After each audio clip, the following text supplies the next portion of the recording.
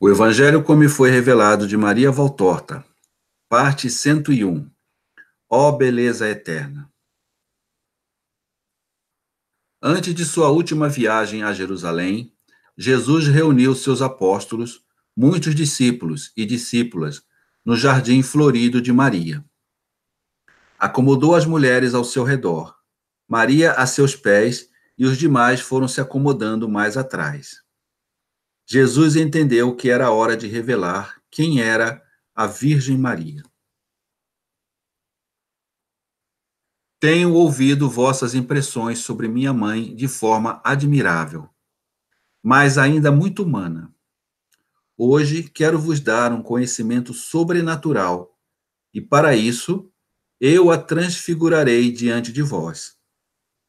Sabei que antes de mim, minha mãe é apresentada aos que têm mais merecimentos para conhecê-la. Vós vedes nela uma mulher que, por sua santidade, vos parece diferente das outras. Porém, uma alma ainda enfaixada pela carne, como a de todas as outras irmãs. Agora desejo vos revelar a alma de minha mãe em sua verdadeira e eterna beleza. Vem cá, mãe, não fique escorada nem amedrontada. Ó pomba amada, teu filho é a palavra de Deus e pode falar dos teus mistérios.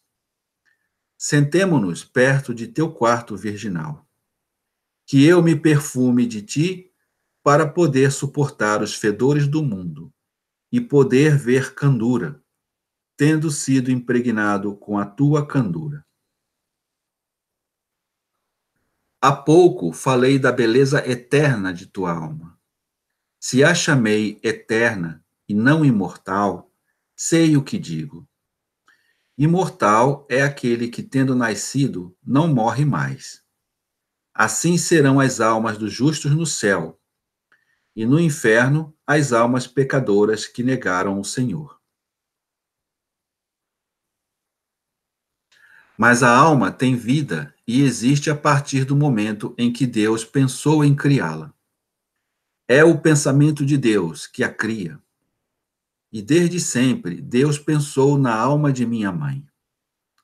Por isso ela é a beleza eterna, na qual Deus derramou suas perfeições, para que fosse seu consolo e motivo de sua alegria. Salomão te anteviu, mãe, e deixou escrito: Deus te possuiu desde o início, antes mesmo que a terra fosse feita. Ainda não havia abismos e tu já existias. Ao criar os céus, estavas presente. Ao lançar os fundamentos da terra, estavas com ele, pondo ordem em todas as coisas, a se divertir diante dele. Sim, mãe, Deus, o imenso, o sublime, o incriado, estava grávido e te transportava cheio de alegria. Dentro dele te movias, dando-lhe sorrisos, dos quais fez tudo o que foi criado. Com dor ele te deu a luz para entregar-te ao mundo. Ó alma suavíssima, nascida do Virgem, para ser a Virgem. Ó luz do paraíso, conselho de Deus, que olhando para ti, pôde perdoar a culpa, pois sozinha consegues amá-lo por toda a humanidade. Em ti está o perdão de Deus. Em ti, ó carícia de Deus, está o remédio que alivia a ferida feita pelo homem. Em ti está a salvação do mundo, ó Mãe do amor encarnado. Ó alma de minha mãe, unido no amor com o Pai, a ideia de ser levado por ti consolou-me do destino de atrocidades desumanas. Obrigado, ó Mãe. Eu vim já saciado por tuas consolações. Desci percebendo que estavas sozinha. Sentia teu perfume, teu canto, teu amor. Ó júbilo meu! Mas escutai, agora que sabeis que somente uma mulher não possui mancha, uma só criatura não custa ferida alguma ao Redentor, ouvi então a segunda transfiguração de Maria, da eleita de Deus. Numa tarde serena de Adar, Maria havia colhido um ramo de flor para trocar-as do seu quarto. Sua alma vivia ainda dividida entre o templo, sua casa e o céu. Lembrou-se de outro ramo colhido de modo extraordinário em pleno inverno, por José. Flores que a adornariam em suas núpcias. Deus mais uma vez lhe revelou a sua vontade. Em suas pétalas estava escrito: Eu te quero unida a José. E Maria obedeceu. Era sua primeira espada de dor. Sua alma tecia um tapete de amor que subia como a lançadeira do tear da terra ao céu. Cantando e rezando ia subindo, subindo, até perder-se nas alturas. O tapete de mistérios ia se formando com os fios de suas virtudes, entrelaçando a vontade de Deus com a vontade da pequena Virgem. Uma desconhecida pelo mundo, mas conhecida e amada por Deus. Enquanto cantava, o tapete se desabrochava em flores de amor e pureza. Todas as virtudes floresciam naquele tapete que a convidava a subir cada vez mais da terra ao céu. E das lonjuras sem fim desceu uma voz que nenhum ouvido humano é capaz de ouvir, nem a garganta é capaz de produzir. Como és bela, minha irmã! Como és bela! És meu jardim fechado, uma fonte selada, ó esposa minha. Nosso amor é mais forte que a morte. Nada poderá submergi-lo. E foi assim que, em seus ardores, Gabriel a fez voltar à terra, unindo novamente seu espírito à sua carne. Era preciso que ela entendesse o pedido daquele que a havia chamado de irmã, mas a queria como esposa. E aconteceu o insondável mistério. A mais castas das mulheres, a quem o instinto da carne não lhe foi apresentado, desfaleceu diante do anjo de Deus, pois até um anjo é capaz de perturbar a humildade e o pudor da Virgem. Ela só se acalmou ao ouvi-lo falar e, acreditando nele, disse a palavra pela qual o amor deles se fez carne e que vencerá a morte. Jesus se inclinou docemente para Maria, estática, a seus pés, e lhe perguntou em voz baixa: Qual foi tua resposta àquele que te garantiu que, ao te tornares mãe de Deus, não perderias tua perfeita virgindade? Maria levantou lentamente o olhar, regado por um pranto feliz. Eis a serva do Senhor, faça-se em mim segundo a sua palavra. E inclinou-se novamente sobre o joelho de seu filho, adorando-o. Jesus a cobriu com seu manto, como que enfatizando os segredos que a cercam. E assim se fez e assim se fará até o fim, até a outra e ainda a outra das suas transfigurações.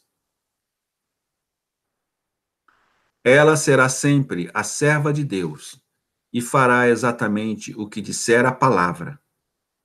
Esta é minha mãe. É bom que comeceis a conhecê-la em toda a sua santa figura. Mãe, mãe, agora levanta e volta à terra onde ainda estamos. E tirou o manto, descobrindo-a. Maria levantou-se e com suavidade sussurrou: Por que me fizeste isto, filho? Os segredos do rei são sagrados. Mãe, mas o rei pode revelá-los na hora que quiser. Assim eu fiz para que se compreenda as belíssimas profecias que falam de ti e ainda são desconhecidas. E para que os que se horrorizam com fatos sobre o Verbo de Deus saibam muitas coisas que possam confirmá-los na alegria de serem meus.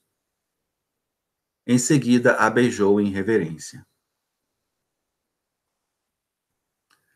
Jesus e os discípulos seguiram para o Monte Tabor, elevação soberana em meio à planície que rodeia Nazaré. Pedro, João e Tiago de Zebedeu, venham comigo. E vós, espalhai-vos pela base do monte e orai ao Senhor. Pretendo voltar à tarde a Nazaré. Não vos afasteis muito.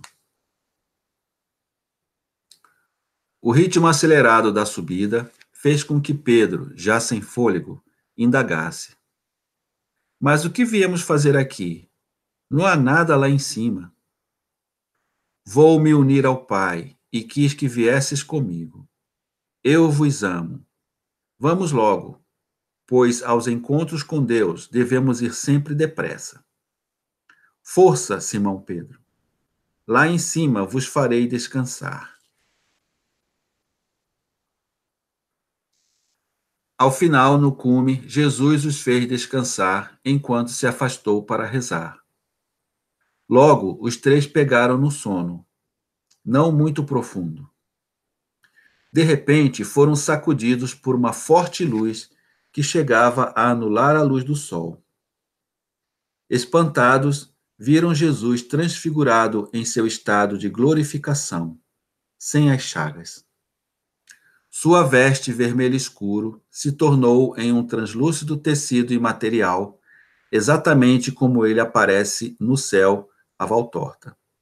Seu rosto era um sol, e seus olhos de safira irradiavam uma luz fosforescente. Sua majestade luminosa fazia-o parecer mais alto que o normal. Algo indescritível. Jesus se elevava do chão com o rosto levantado para o céu e sorri diante de uma visão que o eleva.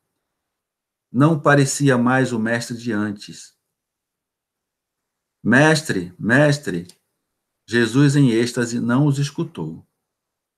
Queriam se aproximar, mas não tinham coragem. A luz se intensificou quando duas chamas desceram do céu e se colocaram a seu lado. Dois personagens majestosos, Moisés e Elias. Moisés de longa barba e Elias mais jovem, barbudo e peludo, parecido com Batista. Os dois se mantiveram em reverência diante de Deus encarnado, apesar de Jesus ter mantido certo diálogo. Os apóstolos caídos por terra, trêmulos, com o rosto entre as mãos, não tinham coragem de olhar. Afinal, Pedro se manifestou. Mestre, mestre, escuta-me. Como é bonito estarmos aqui convosco. Façamos 3 tendas, uma para ti, para Moisés e para Elias, e nós ficaremos aqui para vos servir. Jesus olhou para os 3 e sorriu. Um olhar que abraçava com amor. Eles silenciaram atemorizados, talvez embriagados. E uma voz poderosa e harmoniosa vibrou e ressoou por todo o espaço. Este é meu filho amado, no qual me comprazo. Ouvi-o. Pedro, ao se jogar de bruços, exclamou: Misericórdia de mim, pecador.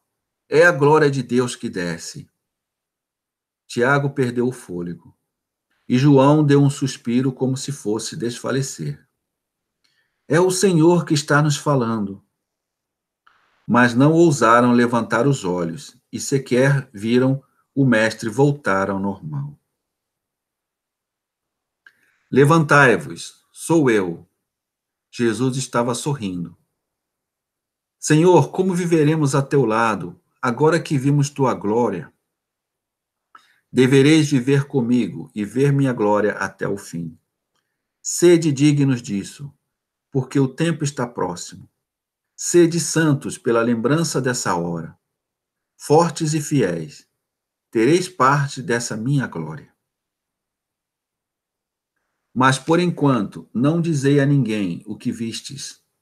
Quando o Filho do Homem tiver ressuscitado e tiver voltado à glória do Pai, então podeis falar. Vai ser preciso crer para fazer parte em meu reino. Na descida do monte, Pedro se lamentava. Como disse tua mãe ontem, por que nos fizeste isto? Causaste-nos muito medo. Aquela grande luz, teu aspecto, estavas acima do chão e parecia que ias embora. Ah, misericórdia! Medo dos medos. E a voz de Deus falando, ouvi-o. Achei que era minha hora. Mestre, mas agora me diga, como fez tua mãe para continuar viva quando o anjo lhe apareceu? Maria não podia ter medo de Deus, assim como Eva, enquanto foi inocente. Eu, o Pai e o Espírito, estávamos lá na Anunciação e tínhamos nosso tabernáculo no coração de Maria. Mas, mestre, depois falaste de morte e acabou-se a alegria. E por que deste somente a nós três a visão da tua glória? Por que estáis desfalecendo só de pensar em morte? Quis vos fortalecer, dando-vos a conhecer o que serei depois da morte. Recordai-vos de tudo, para que possais dizer a seu tempo. Próximo capítulo. Paga ou não paga?